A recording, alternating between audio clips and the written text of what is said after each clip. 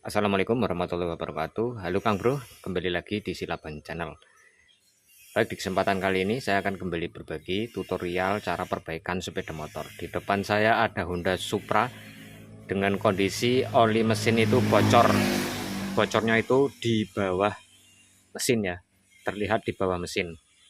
Nah, sebenarnya ini sudah saya cek Kang Bro, yang bocor itu bagian mana, penyebabnya itu bagian apa yang menyebabkan bocor. Namun di sini saya akan menunjukkan ya proses cara penganalisaannya.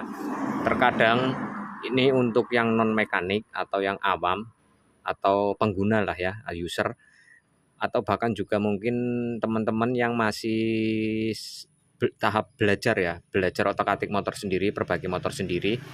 Nah, di sini saya akan tunjukkan untuk proses penganalisaannya. Jadi motor ini mengalami kebocoran oli mesin di wilayah bawah mesin sini. Nah, pada saat posisi motor ditopang dengan standar samping, karena pada saat parkir keseringan itu menggunakan standar samping ini, Kang.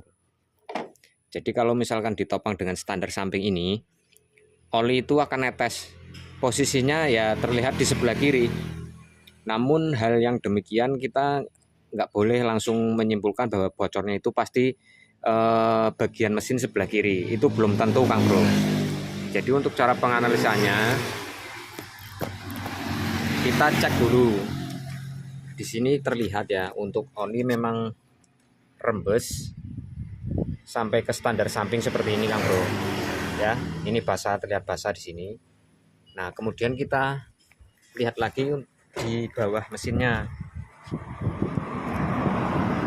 Oke, di wilayah sini terjadi genangan, Kang Bro, di post step ini ya. Nah, ini oli. Kemudian dari arah sini juga ada. Ini di pedal rem juga ada.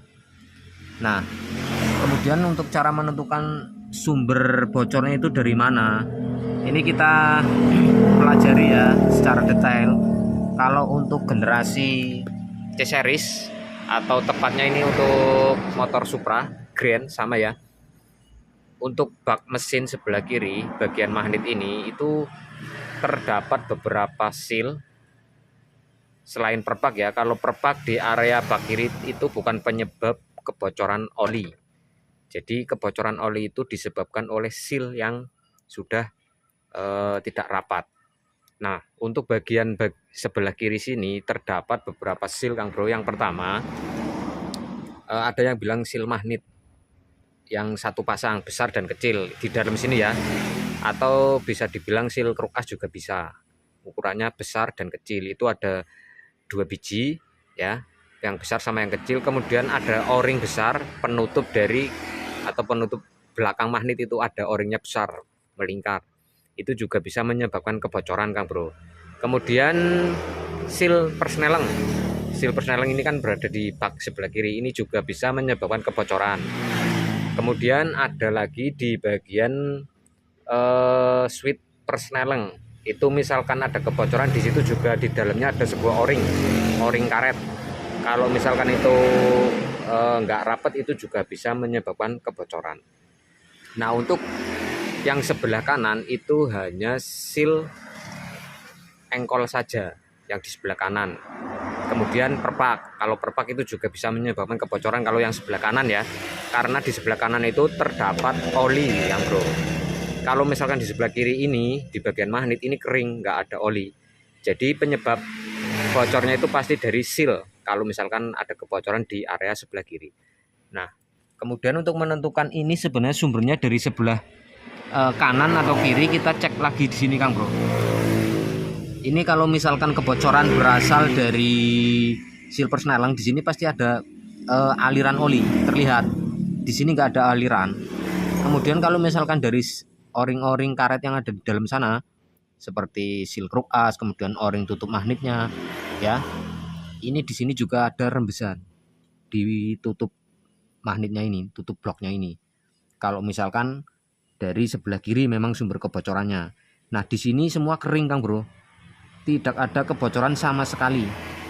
Baik di seal persneleng, terus seal yang ada di dalam sana, o-ring, semuanya kering. nggak ada sumber aliran yang terlihat di wilayah bak kiri. Jadi saya simpulkan, saya pastikan sumber bocor ini berasal dari sebelah kanan. Lalu kenapa menetesnya di sebelah kiri? Karena motor ini sering ditopang untuk standar samping, menggunakan standar samping, makanya untuk cairan itu mencari titik terendah untuk sampai dia jatuh ke bawah atau ke lantai. Jadi oli itu sifatnya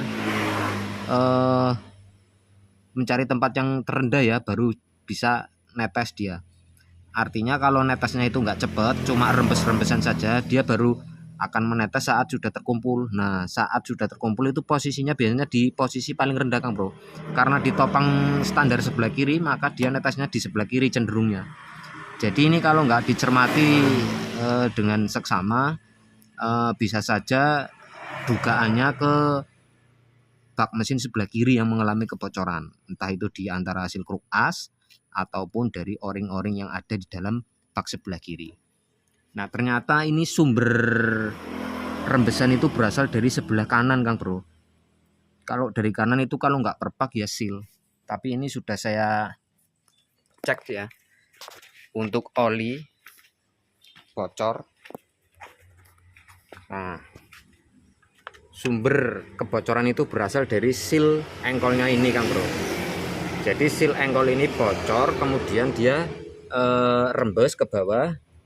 Nah, rembesannya itu ngumpul, dia mengalir ke sebelah kiri sana ya.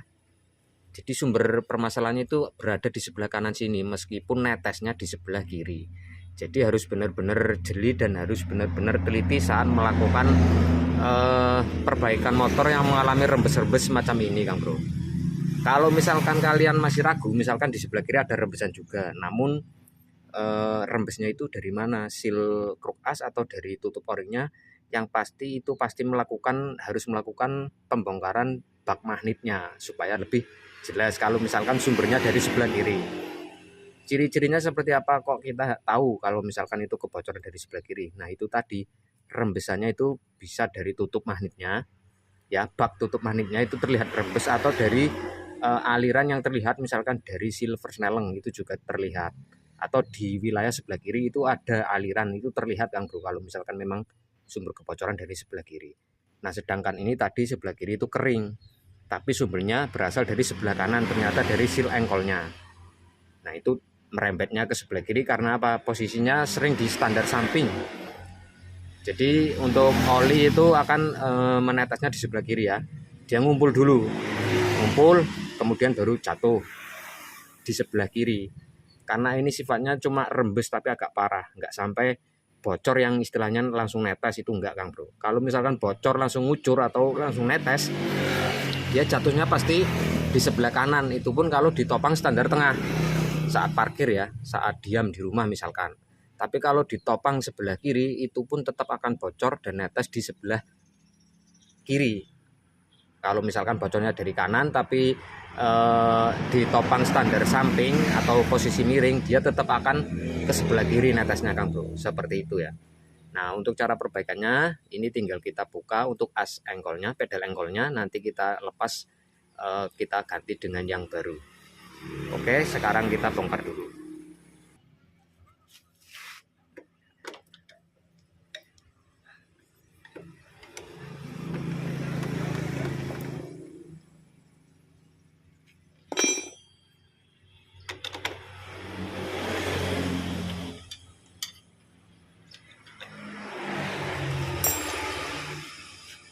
Oke, untuk bekas olinya ini kita bersihkan dulu ya.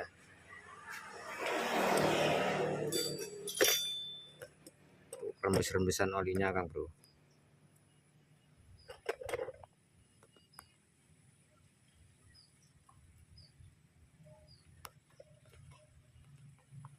Nah, ini kita bersihkan dulu.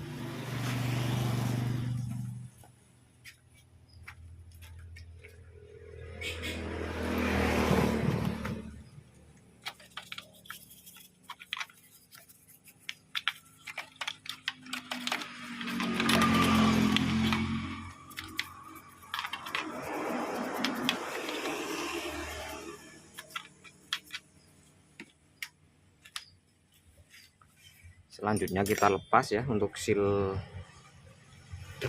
engkolnya.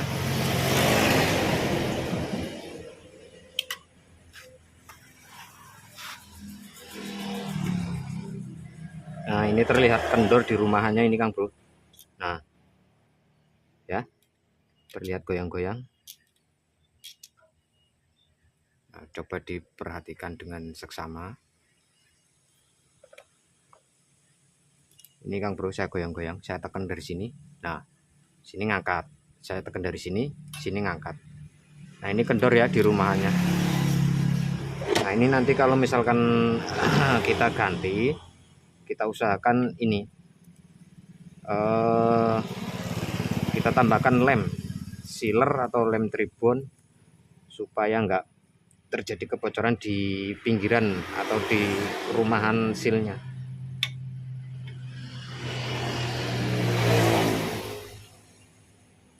Oke, ini sudah lepas.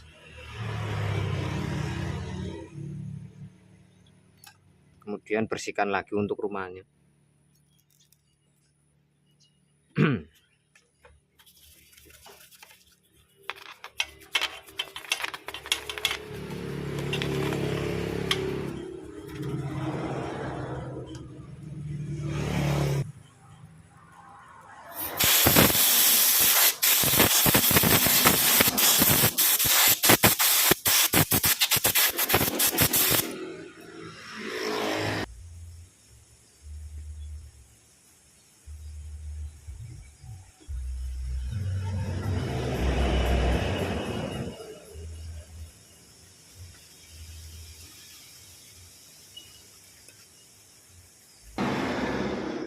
Nah, ini untuk seal yang lama ya, nomornya 13,7245. 13,7 itu untuk diameter dalamnya sini Kang Bro. Sedangkan 24 ini diameter luar ya. Kemudian yang 5 ini ketebalannya 5 mili. Nah, ini kita gunakan penggantinya yang baru dengan angka yang sama 13,724 5. Oke ya.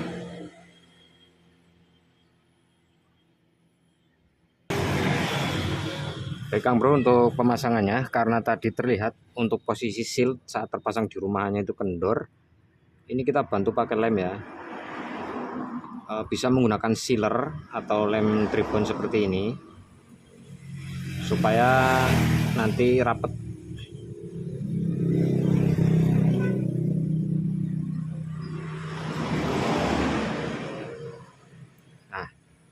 Kemudian untuk cara pemasukannya bisa gunakan plastik atau tanpa menggunakan plastik. Kalau misalkan nggak pakai plastik ya yang penting pelan-pelan, hati-hati. Karena gerigi ini nanti bisa melukai bagian seal yang dalam ini kalau misalkan gerusah-gerusuh masangnya ya. Jadi ini saya kasih plastik buat supaya lebih aman. Tinggal kita dorong seperti ini.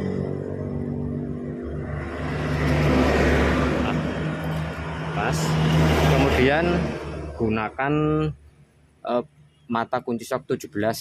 Ini ukurannya pas ya, diameternya sama diameter luar dari sealnya ini. Kemudian nanti kita ketok ya, kita ketok ya.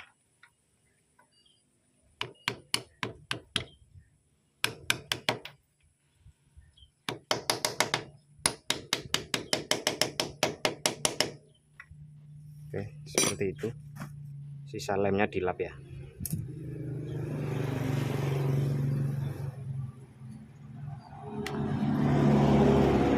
Kemudian pasang kembali engkolannya.